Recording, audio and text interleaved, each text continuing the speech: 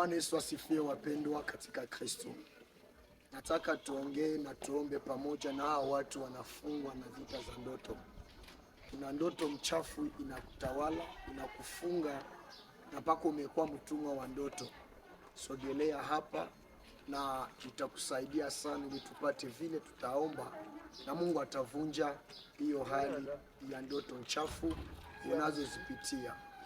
Ndoto ya kwanza, unalotaka ndoto uko na kimbizwa, unalota ndoto uko na gombanishwa na vitu vibaya, ama manyama ama mangombe, ama umetoka kwenye ulizaliwaka ungaliki unalotaka mandoto za kurudisha mu village ulizaliwaka, ama unalota ndoto umetoshwa manguo, unalota ndoto unakimbizwa.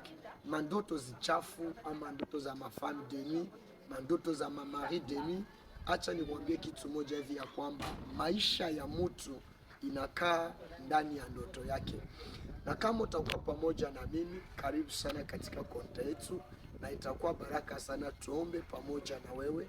Na hii juma yote tutaomba kuhusu ya kuvunja misingi ya mandoto za mbaya. Mungu akubariki na Mungu akutendee muujiza.